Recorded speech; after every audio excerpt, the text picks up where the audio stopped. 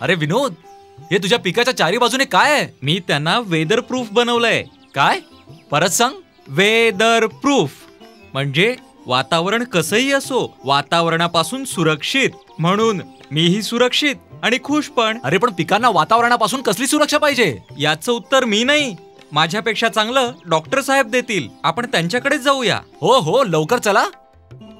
Doctor साहेब, तुम्हाला काही प्रश्न विचारायचे आहेत?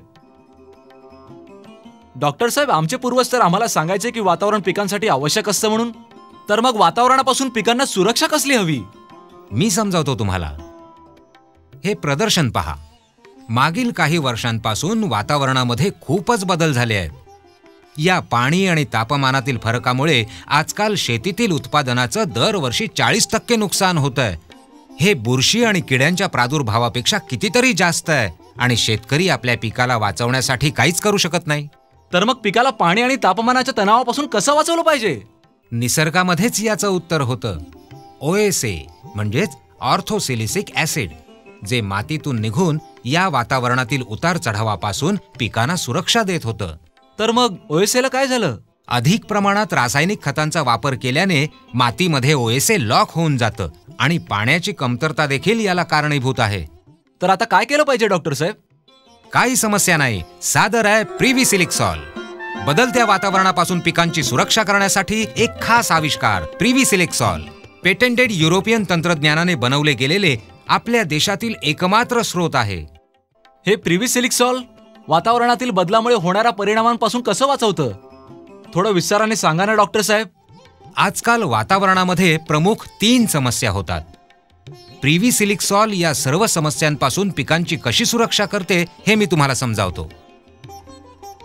प्रथम आपण तापमानाविषयी पाहूया. तापमानामध्ये जास्त उतार चढाव झाल्याने पिकातून होणारे बाष्पीभवनाचे प्रमाण वाढते. OSA म्हणजे सिलिक्सॉलचा उपयोग केल्याने OSA स्टोमाटा सेलच्या भोवती जमा होतं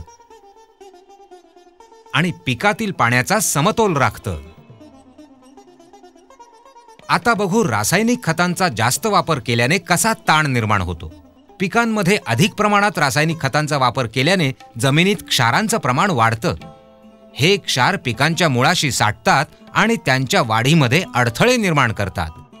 OSA मुळांच्या पेशींना मजबूती देतं, तसंच विषारी तत्वांना पिकामध्ये येण्यास अटकाव करतं. प्रिव्हीसिलिक्सॉलमध्ये उपस्थित OSA एका कॅटलिस्टचं काम करतं. जमिनीतील उपलब्ध नायट्रोजन, पोटॅशियम आणि इतर लाभदायक तत्वांचं शोषण करण्यास मदत करतं. OSA सर्व आवश्यक तत्वांचं शोषण वाढवतं. आता हवेत आर्द्रतेचं प्रमाण वाढल्यामुळे येणाऱ्या तणावाविषयी बोलू.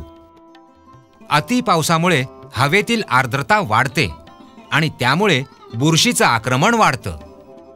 OSA प्रत्येक पेशीपासून सुरुवात करून पूर्ण पिकाला मजबूत बनवतं आणि पीक जैविक तणावापासून संरक्षण करण्यास समर्थ ठरतं.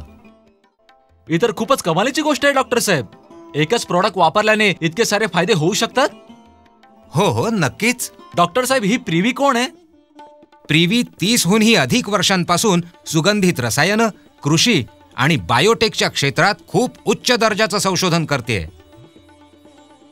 जगभरात 40 पेक्षाही जास्त देशांमध्ये आपल्या उत्पादनांची निर्यात करते आणि कंपनीचा टर्नओव्हर 400 करोडपेक्षा अधिक आहे. कंपनी तर खूप मोठी आणि चांगली आहे. डॉक्टर साहेब, प्रिव्हीसिलिक्सॉल कोणकोणत्या पिकात आपण वापरू शकतो? फळं, भाजीपाला, धान्य, कापूस, कडधान्य इत्यादी सर्व प्रकारच्या पिकांमध्ये प्रिव्हीसिलिक्सॉलचा उपयोग करू शकतो. डॉक्टर साहेब, याने पिकांना काही साईड इफेक्ट किंवा नुकसान तर होणार नाही ना? प्रिव्हीसिलिक्सॉल एक इको फ्रेंडली उत्पादन आहे, म्हणजेच पर्यावरणासाठी एकदम सुरक्षित, आणि याला इकोसर्टचं प्रमाणपत्रही मिळालंय. तसंच हे सेंद्रिय शेतीसाठी देखील उपयुक्त आहे. अरे वा, प्रिव्हीसिलिक्सॉल तर कमालीचा प्रोडक्ट आहे. याचा उपयोग कशा प्रकारे करायचा? प्रिव्हीसिलिक्सॉलचा वापर 2 प्रकारे केला जाऊ शकतो. पहिला, पानावर फवारणीसाठी 1 मिलीलिटर प्रिव्हीसिलिक्सॉल प्रति लिटर पाणी. दुसरा, जमिनीतून देण्यासाठी 2 मिलीलिटर प्रिव्हीसिलिक्सॉल प्रति लिटर पाणी. 1 एकरमध्ये 200 मिलीलिटर प्रिव्हीसिलिक्सॉलचा वापर करा. उत्कृष्ट परिणामासाठी 15 दिवसांच्या अंतराने 3 ते 4 वेळा फवारणी करणं आवश्यक आहे. एकदम झकास डॉक्टर साहेब. चला चला. कुठे? प्रिव्ही सिलिक्सॉल घ्यायला. आणि कुठे? चला चला.